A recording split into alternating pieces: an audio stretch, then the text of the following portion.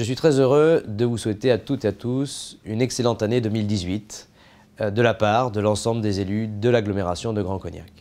Cette agglomération qui a occupé un petit peu les médias en fin d'année 2017, tout simplement parce que quand on fait un mariage à deux, c'est pas toujours simple, mais un mariage à quatre, c'est forcément plus compliqué.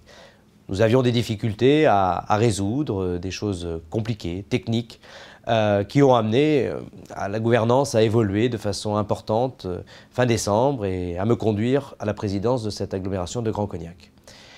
Ce qui ressort de cette année 2017, c'est avant tout une adhésion de tous les élus à la construction de cette agglomération.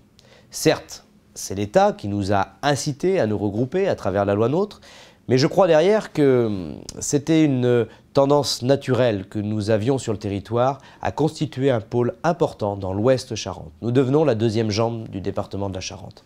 Pourquoi c'est important d'être une agglomération, me direz-vous? Tout simplement pour peser dans cette grande région de la Nouvelle-Aquitaine, au niveau de la France, d'être une agglomération, ça compte. À titre d'anecdote, par exemple, quand il se négocie les grandes sommes à investir pour les infrastructures, que ce soit les routes nationales ou le train, autour de la table de négociation se trouvent les départements et les agglomérations. Cognac n'y était pas, et c'est sûrement pour ça, notamment, pas que évidemment, mais notamment pour ça, que Cognac est un secteur enclavé entre la Charente et la Charente-Maritime.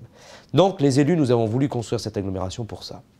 Nous avons voulu aussi la construire pour avoir des équipements structurants. Nous sommes dans un bassin économique très dynamique.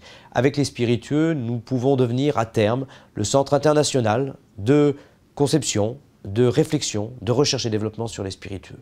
À travers les formations, à travers les grandes entreprises que nous avons, à travers la recherche et le développement, à travers l'innovation, tous les savoir-faire, nous avons un bassin économique extraordinairement dynamique et nous pouvons demain être aux premières places.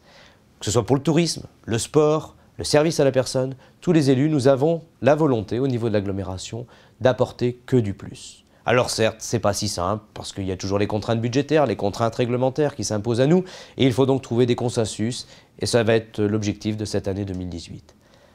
À l'avant l'été, notre objectif aujourd'hui, c'est de déterminer notre projet de territoire et nous allons le faire dès le 3 février en se fixant des grands objectifs, des grands axes stratégiques. Puis nous allons définir nos compétences pour clarifier enfin qu'est-ce qui relèvera de la commune, qu'est-ce qui relèvera de la communauté d'agglomération.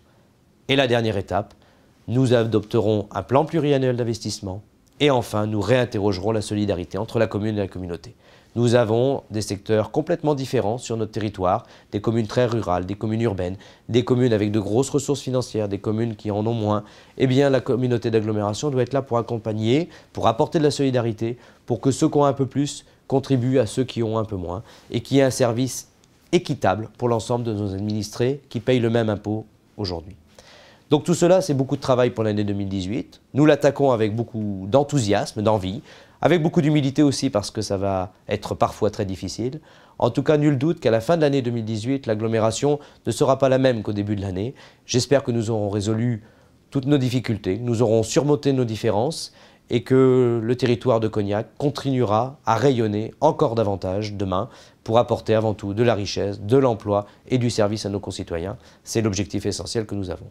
Donc vraiment, je suis heureux de vous souhaiter à toutes et à tous une excellente année 2018, qu'elle vous apporte le bonheur, la réussite, les joies pour vous et vos proches et tout ce que vous souhaitez, c'est ce qu'on peut souhaiter le mieux pour chacun. Merci.